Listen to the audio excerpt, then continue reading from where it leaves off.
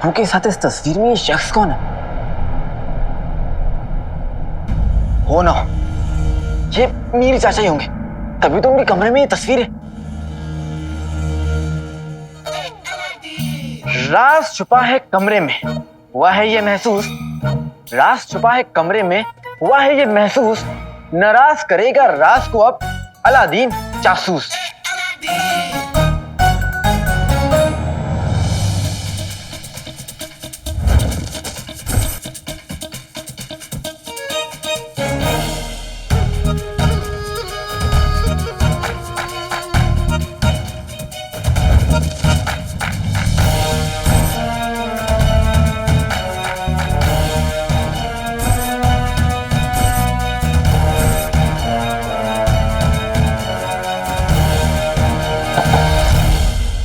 धूल का नामो निशान नहीं है, और धूल वहां नहीं होती है जहां पर झाड़ू का आना जाना होता है, और झाड़ू अकेले नहीं आती, किसी इंसान के साथ आती है। इसका मतलब ये है कि यहाँ हवा के अलावा कोई और भी है जो आता है।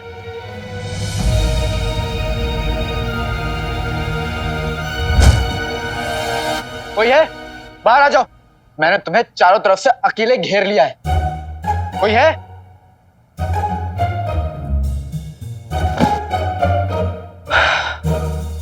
कोई नहीं है, शुक्र है ऊपर वाले का।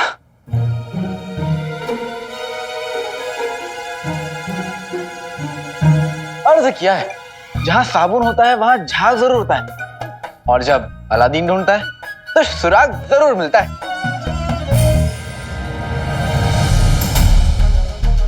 ऐसा सुराग जो मुझे मीर चाचा तक पहुंचाएगा।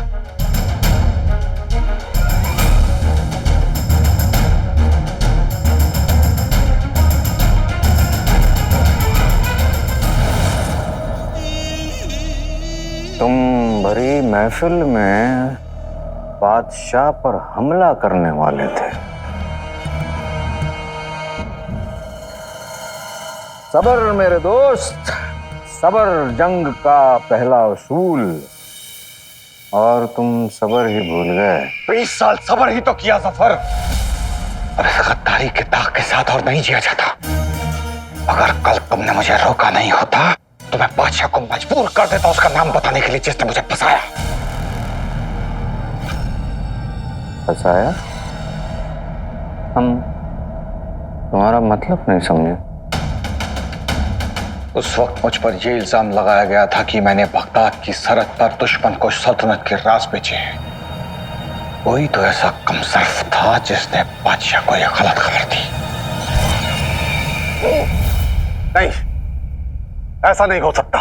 उमर अपनी जान दे सकता है लेकिन अपने मुल्क से दगा नहीं कर सकता है। आप चाहें तो खुद देख लीजिए, इस पर उमर के दस्तखत हैं।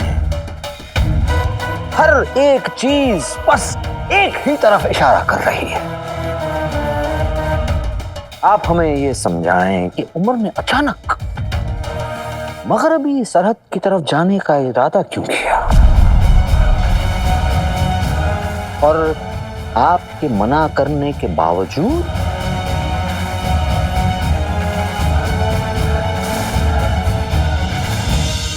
हमें जो कुछ भी करना है अभी और इसी वक्त करना होगा। कहीं ऐसा ना हो कि आपके हाथों से बगदाद की हुकूमत छिन जाए।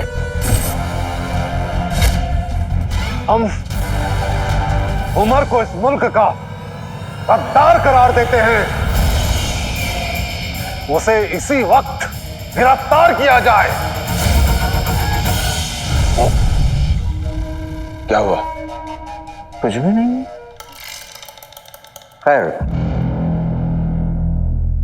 तुम वो सब छोड़ो, हमें आगे बताओ।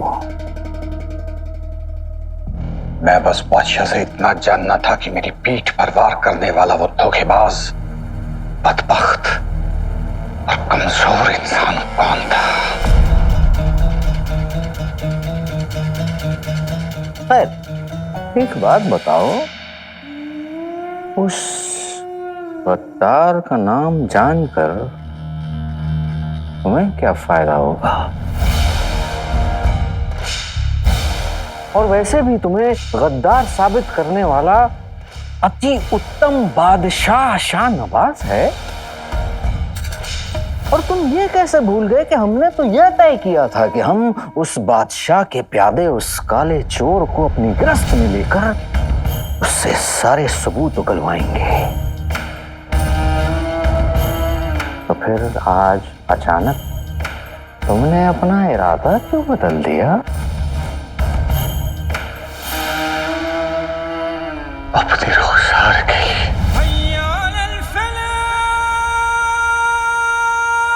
इतने अरसे तक वो जिल्लत भरी जिंदगी जीती रही सिर्फ इसलिए क्योंकि उसका नाम मेरे नाम के साथ जुड़ा है।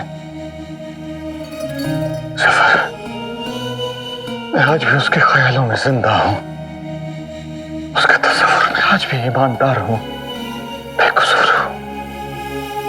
इसीलिए मैं दुनिया के सामने खुद को बेगुनाह साबित करना चाहता हूं।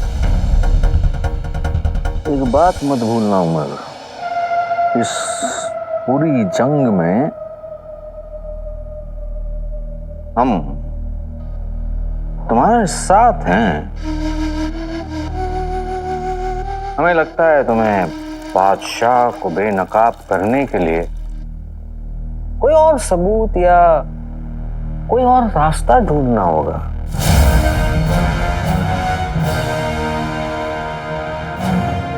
एक रास्ता है जफर। कोई है जो जानता है कि उस दिन मशरिकी सरहद पर मैं मौजूद ही नहीं था।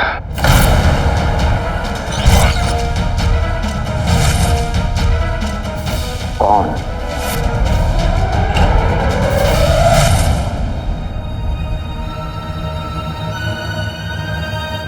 अलमारी भी कितनी खुश नसीब है कि अलादीन ने छानबीन के लिए पहले तुम्हें चुना।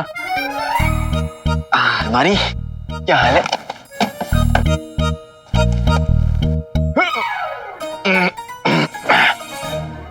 मसाले?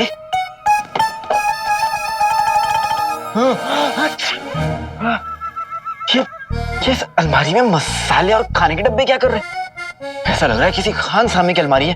अगर खान सामे की अलमारी है तो फिर कबाब तो मिलना चाहिए, है ना? बेटी की तुम याद आया, अम्मी ने बताया था कि मीर चाचा बावर्ची खाने में काम करते थे।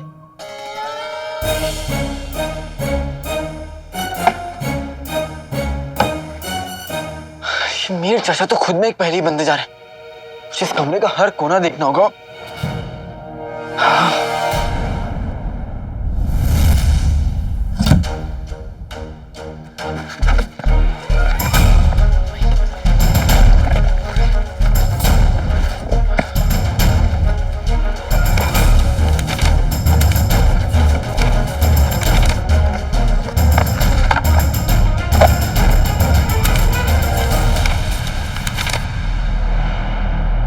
समझ में नहीं आ रहा कि अब मैं ढूंढ क्या रहा हूं। अपने अब्बू की बेगुनाही का सबूत या मीर चाचा तक पहुंचने का रास्ता। यहाँ पे तो कुछ भी नहीं मिल रहा, कोई सबूत नहीं मिल रहा।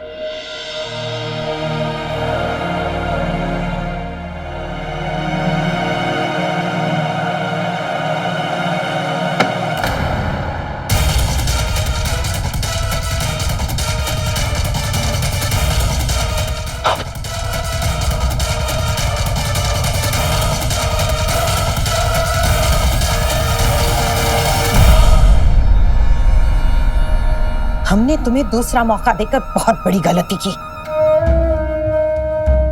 सलीका, कायदा और तमीज, नुसरत आपा के तीनों उसूल भूलकर तुम चोरी छुपे इस कमरे में आ गए। आपा, मैं माफी चाहता हूं, मुझे माफ कर दीजिए। लेकिन एक बेटा अपने अब्बू का सच जानने के लिए कहीं पे भी जा सकता। उनका सच मेरी जिम्मेदारी है। और तुम हमारी जिम्मेदारी हो। हम ये हरगिज बर्दाश्त नहीं करेंगे कि तुम बगैर इजाजत के इस महल की जासूसी करते फिरो। हम तुम्हें जासूसी के जुर्म में अब गिरफ्तार करवा के ही रहेंगे। आपा, लेकिन मेरी यहाँ पे एक बात तो सुन लीजिए। मेरे यहाँ पे आने का मकसद तो जान लीजिए। महल का शाही खानसामा मीर मुस्तफा मेरा सबसे करीबी दोस्त था और वही मेरी बेगुनाही का सबूत है।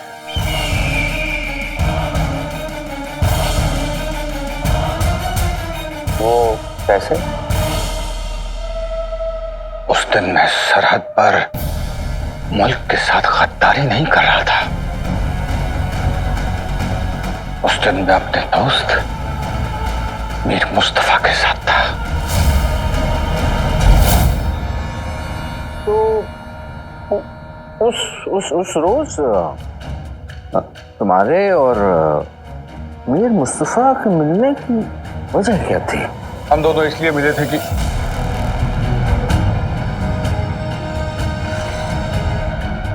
बोलो उमर, वजह क्या थी? उस रोज मैं और मीर जादुई चिराग के सिलसिले में मिले थे।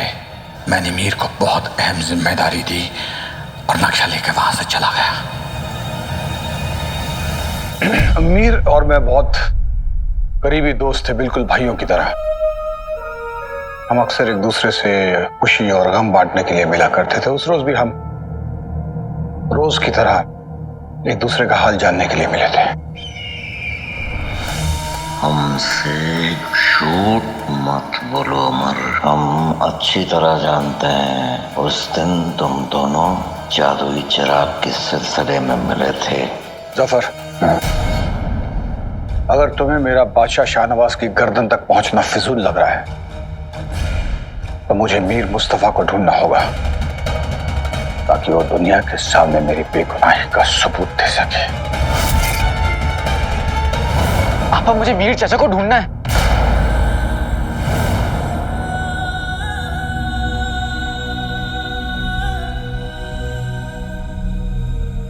मीर को? हाँ आपा।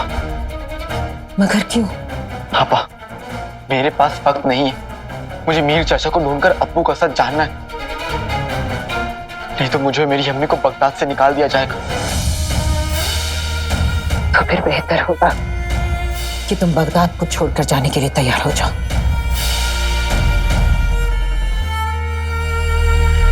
क्योंकि मीर को लापता हुए 20 साल हो चुके हैं। वो ठीक उसी दिन से लापता है जिस दिन तुम्हारे अब्बू पर मुल्क से गद्दारी का इल्जाम लगा था। क्या आपा, क्या आपको नहीं लगता कि ये सब एक महज इत्तेफाक नहीं? ये तो सिर्फ मीर या तुम्हारे अब्बू ही बता सकते हैं, मगर मीर तो पलक झपकते ही ऐसे गायब हो गया जैसे हवा। आपा, मैं बस इतना जानता हूं कि मेरे अब्बू पर गद्दारी का इल्जाम और मीर चाचा का अचानक से गायब होना, इन दोनों बातों का एक दूसरे से ताल्लुक जरूर है, और कोई और भी है जो इन दोनों को अपने रास्ते से हटाना चाहता था। आपा, खुदा के लिए मुझे एक बार मीर चाचा की कमरे की छानबीन करने दीजिए। हो सकता है कोई सुराग मिल जाए उन तक पहुंचने का।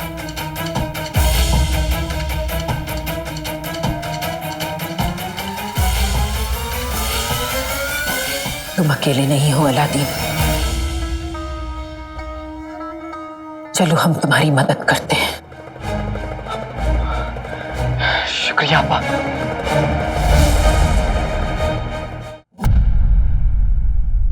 हमारा प्यारा नाखून, काले चोर। एक लड़की का दिल भले टूट जाए, लेकिन नाखून कभी नहीं टूटने चाहिए।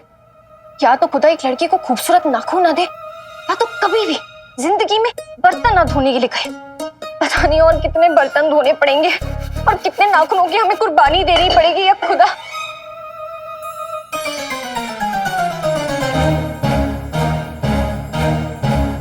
हमने सब बर्तन धो दिए, मतलब और नाखूनों की कुर्बानी नहीं देनी पड़ेगी हमें। वाह, क्या बात है, क्या चमक है, माशाअल्लाह। तुम्हें हमारे इस टूटे हुए नाखून का हिसाब जरूर चुकाना पड़ेगा। अब अगली बार तुम हमसे मिलोगे ना, तो ऐसा घोड़े वाली शक्ल मत बनाना, या तो हमें देख के कुछ ऐसा मत कहना जिसे हमें बुरा लगे। जब हमारा चेहरा देखोगे ना, तो तुम्हारे चेहरे पे सिर्फ मुस्कुराहट होनी चाहिए।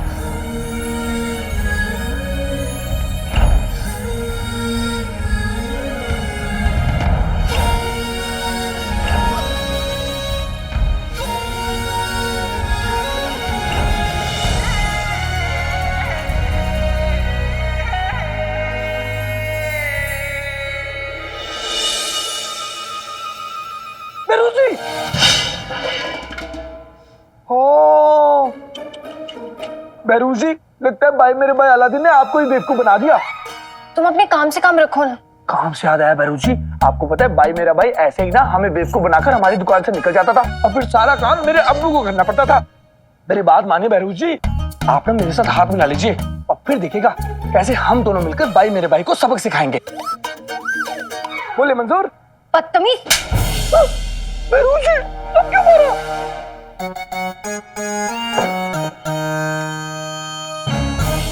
ये काला चोर अपने आप को समझता क्या है? हमें बेवकूफ बना के चला गया। ये जहाँ कहीं भी है ना, हम इसे ढूंढ निकालेंगे, मजा चखाएंगे इसे।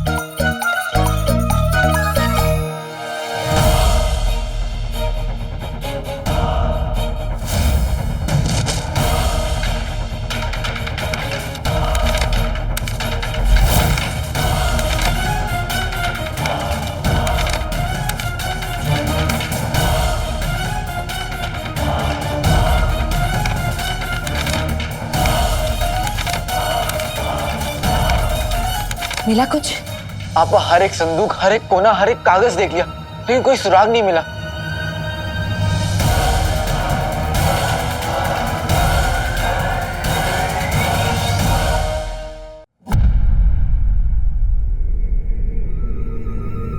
एक संदूक अभी बाकी है।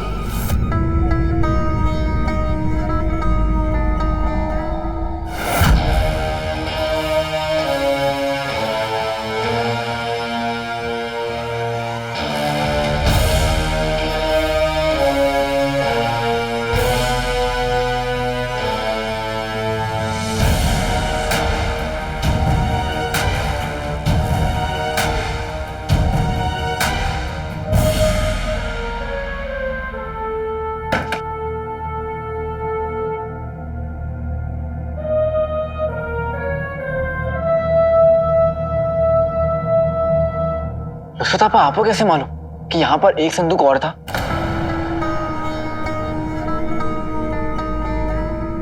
क्योंकि हम मीर मुस्तफा को अच्छी तरह से जानते थे। फिर आपने उसे छुपाया क्यों? ये आपकी पहली गलती है।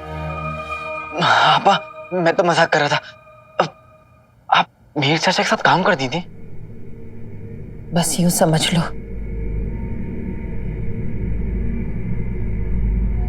कि हमने मीर के साथ मिलकर कुछ ख्वाब बुने थे,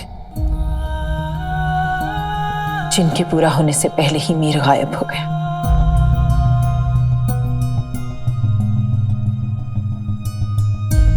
मैंने भी अपनी अम्मी के चेहरे पे ऐसे ही मायूसी देखी है जब वो मेरे अब्बू का इंतजार करती है। क्या आप भी? हमें ये फिजूल की बातें पसंद नहीं है। माफ कीजिएगा आपा, लेकिन मुझे लगता है कि आपके और मेरे अम्मी के सवालों का जवाब इस संदूक में ही है। हो सकता है, मगर इस संदूक की चाबी हमारे पास नहीं है।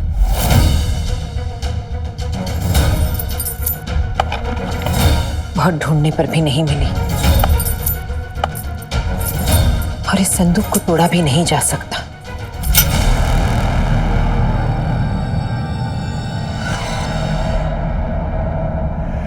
खुल गया।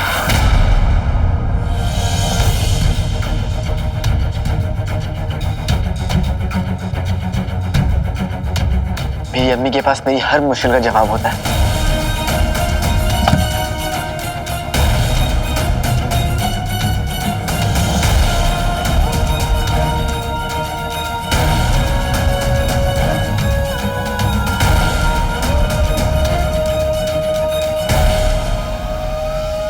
ये तो मीर की किताब है।